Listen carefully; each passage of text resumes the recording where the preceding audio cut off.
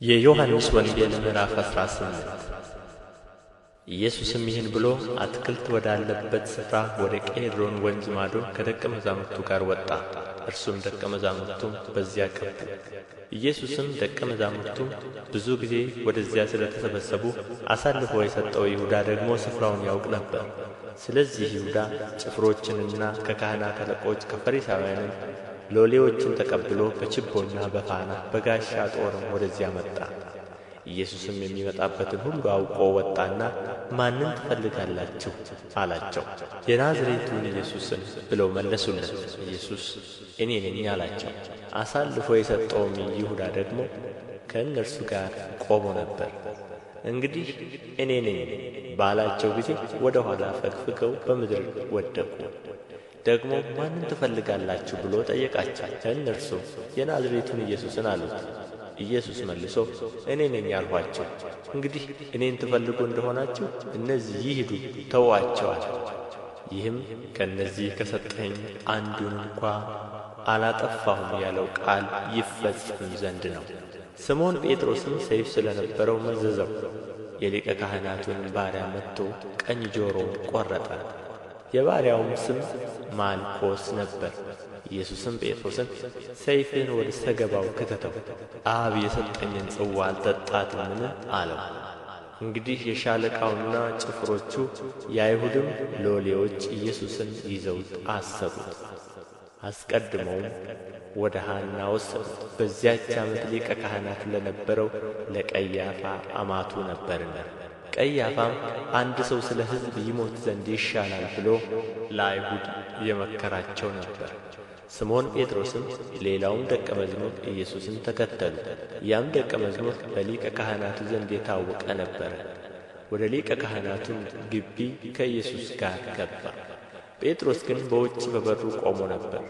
እንግዲህ በሊቀ ካህናቱ ዘንድ የታወቀው ሌላው ደቀ መዝሙር ወጣ፣ ለበረኛይቱም ነግሮ ጴጥሮስን አስገባው። በረኛ የነበረችይቱም ገረድ ጴጥሮስን አንተ ደግሞ ከዚህ ሰው ደቀ መዛሙርት አንዱ አይደለህምን አለችው። እርሱ አይደለሁም አለ። ብርድ ነበረና ባሮችና ሎሌዎች የፍም እሳት አንድደው ቆሙ፣ ይሞቁም ነበር። ጴጥሮስም ደግሞ ከእነርሱ ጋር ቆሞ ይሞቅ ነበር።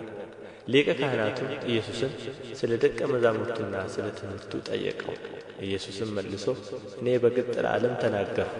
አይሁድ ሁሉ በሚሰበሰቡበት በምኵራብና በመቅደስ እኔ ሁል ጊዜ አስተማርሁ፣ በስውርም ምንም አልተናገርሁም። ስለ ምን ትጠይቀኛለህ?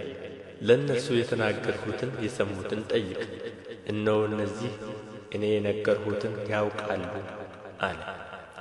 ይህንም ሲል በዚያ ቆሞ የነበረው ከሎሌዎቹ አንዱ ለሊቀ ካህናቱ እንዲህ ትመልሳለህን ብሎ ኢየሱስን በጥፊ መታው። ኢየሱስም መልሶ ክፉ ተናግሬ እንደሆንሁ ስለ ክፉ መስክር፣ መልካም ተናግሬ እንደሆንሁ ስለ ምን ትመታኛለህ አለው። ስለዚህ ሐና እንደ ታሰረ ወደ ሊቀ ካህናቱ ወደ ቀያፋ ሰደደው። ስምዖን ጴጥሮስም ቆሞ እሳት ይሞቅ ነበር። እንግዲህ አንተ ደግሞ ከደቀ መዛሙርቱ አይደለህምን አሉት። እርሱም አይደለሁም ብሎ ካደ። ጴጥሮስ ጆሮውን የቈረጠው ዘመድ የሆነው ከሊቀ ካህናቱ ባሮች አንዱ በአትክልቱ ከእርሱ ጋር እኔ አይቼህ አልነበረምን አለው። ጴጥሮስም እንደ ገና ካደ። ወዲያውም ዶሮ ጮኸ። ኢየሱስንም ከቀያፋ ወደ ገዢው ግቢ ወሰዱት። ማለዳም ነበረ። እነርሱም የፋሲካ በግ ይበሉ ዘንድ እንጂ እንዳይረክሱ ወደ ገዢው ግቢ አልገቡም። ስለዚህ ጲላጦስ ወደ ውጭ ወደ እነርሱ ወጥቶ ይህን ሰው ስለ ምን ትከሱታላችሁ አላቸው። እነርሱም መልሰው ይህስ ክፉ አድራጊ ባይሆን ወደ አንተ አሳልፈን ባልሰጠነውም ነበር አሉት። ጲላጦስም እናንተ ወስዳችሁ እንደ ሕጋችሁ ፍረዱበት አላቸው። አይሁድም ለእኛስ ማንንም ልንገድል አልተፈቀደልንም አሉት።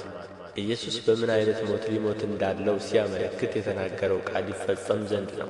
ጲላጦስም እንደ ገና ወደ ገዢው ግቢ ገባና ኢየሱስን ጠርቶ የአይሁድ ንጉሥ አንተ ነህን አለው።